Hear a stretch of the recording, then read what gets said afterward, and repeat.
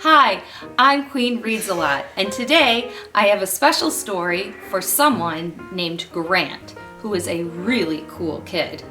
And Grant sometimes has to wait for exciting things or things he doesn't know that much about. And in the story I have to share with Grant, there's a little girl and she has to be patient and wait, and she's very, very excited for something really, really neat. So I hope you'll enjoy the reading of Marilyn's Monster by Michelle Knudsen. Marilyn's Monster by Michelle Knudsen, illustrated by Matt Phalen. Some of the kids in Marilyn's class had monsters. It was the latest thing. Marilyn didn't have a monster, not yet. You couldn't just go out and get one. Your monster had to find you. That's just the way it worked.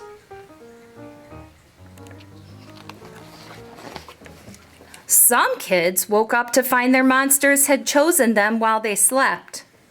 Some kids got their monsters on the way home from school, or on the bus, or in the park. Timmy's monster chose him right in the middle of a history test.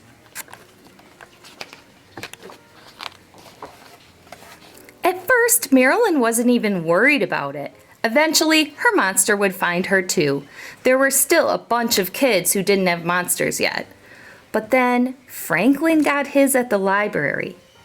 And Rebecca got hers while riding her bike.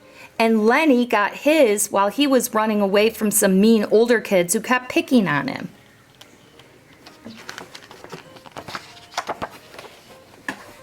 Nobody picked on Lenny anymore after that.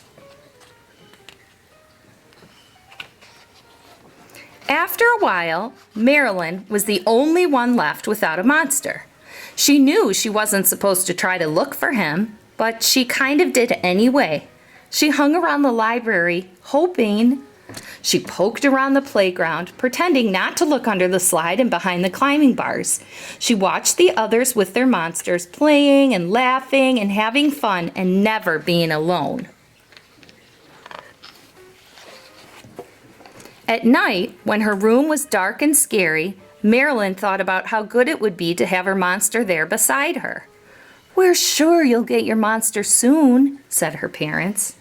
"I bet you'll never get one," said her brother. "It probably came already and took one look at you and ran the other way."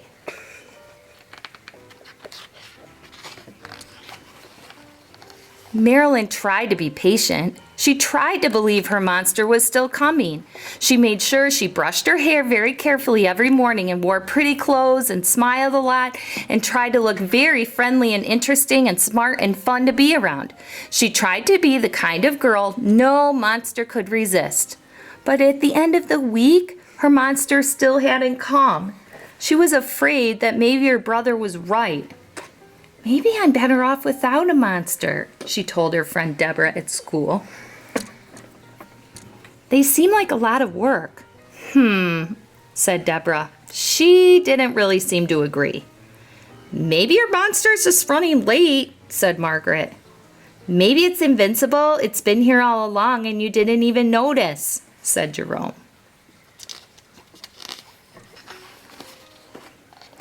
That night, in her room, Marilyn whispered into the scary dark, "Are you invisible? Have you really been here all along?" But if her monster was there, he didn't say so.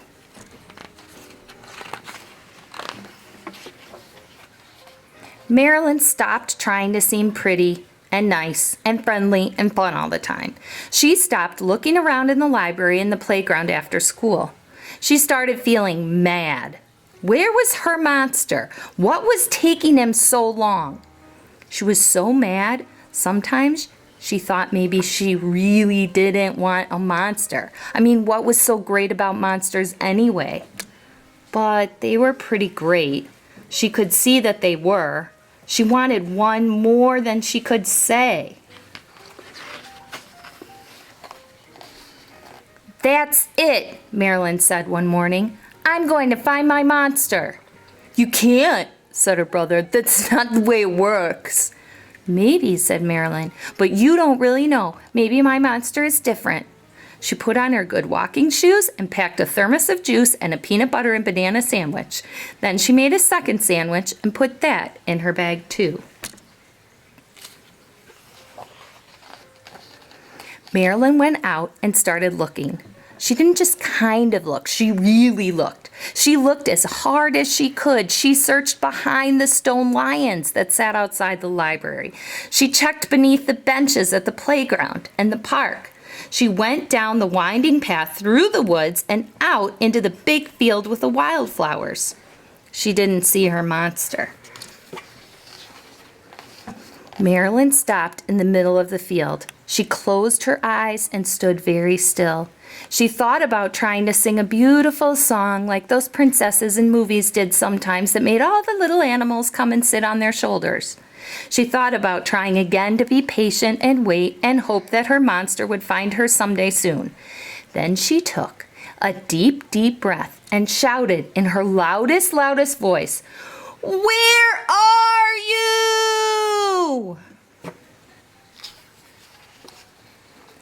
And then, very softly, she heard a voice say, "Here." Marilyn followed the voice. It was very quiet, but she could hear it very clearly.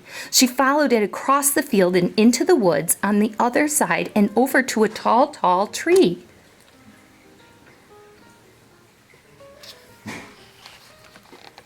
And there was her monster, half hidden among the leaves.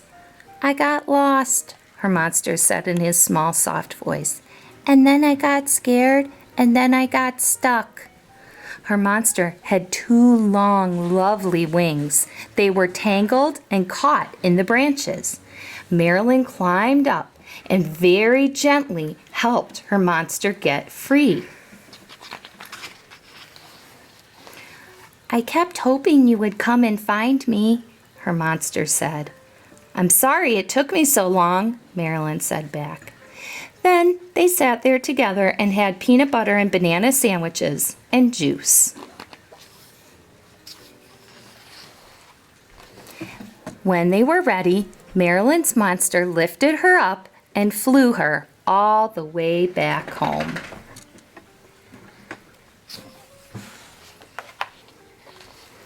"Oh, honey," said her parents, "your monster found you at last." "We found each other," Marilyn said. She and her monster smiled together. "It's not supposed to work that way," her brother said. Marilyn just looked at him. She didn't think he was right about that. She thought there were a lot of different ways that things could work.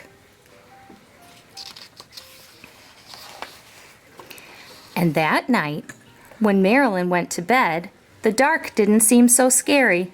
Marilyn wasn't sad or afraid or lonely. She was happy.